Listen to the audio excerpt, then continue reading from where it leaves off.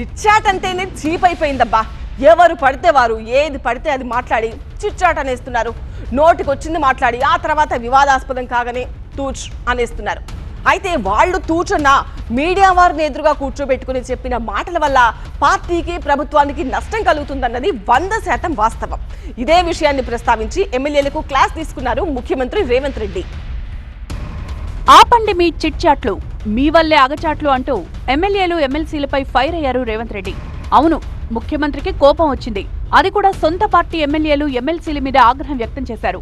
చిట్చాట్ల పేరుతో నోటికొచ్చింది మాట్లాడి మీడియా ముందు మీరు అభాస్పాలై ప్రభుత్వాన్ని పార్టీని కూడా అభాస్పాలు చేస్తే ఊరుకునేది లేదని వార్నింగ్ ఇచ్చారు.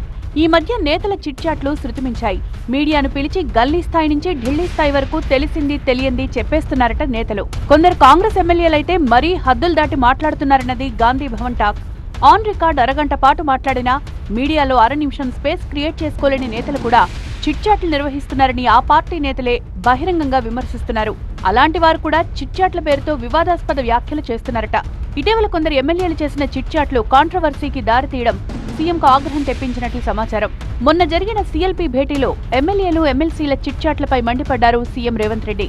మీడియా ముందు మాట్లాడేటప్పుడు జాగ్రత్తగా మాట్లాడాలని సూచించారు. మీ నియోజకవర్గ విషయాల వరకు చిట్చాట్లు నిర్వహిస్తే ఓకే గానీ రాష్ట్ర స్థాయి విషయాలు మాట్లాడొద్దు అన్నారు. ప్రభుత్వ నిర్ణయాలేంటో పూర్తిగా తెలుసుకోకుండా ఇష్టం వచ్చినట్లు ప్రకటనలు చేయొద్దన్నారు. ప్రతిపక్ష పార్టీలకు కౌంటర్లిచ్చే క్రమంలో సొంత పార్టీని ఇరుకును పెట్టే పనులు చేయొద్దన్నారు. ఏదైనా శాఖలో తప్పు జరిగిందని అపోజిషన్ నుంచి విమర్శలు రాగానే సంబంధిత శాఖ మంత్రి స్పందించకముందే, అసలు పార్టీ లైన్ ప్రభుత్వం లైన్ ఏంటో నిర్ణయం తీసుకోకముందే కొందరు అత్యుత్సాహం ప్రదర్శిస్తున్నారని ఫైర్ అయినట్లు తెలుస్తోంది. చిట్చాట్ల పేరుతో పార్టీని ఇరుకును పెడితే క్రమశిక్షణా చర్యలు తప్పవని హెచ్చరించారు సీఎం. చిట్చాట్ల విషయంలో ముఖ్యమంత్రి చెప్పిన విషయాల పట్ల మెజార్టీ ఎమ్మెల్యేలు ఏకీభవించినట్లు సమాచారం. మరి ఎంతమంది ఎమ్మెల్యేలు చిట్చాట్లకు దూరంగా ఉంటారో చూడాలి మరి.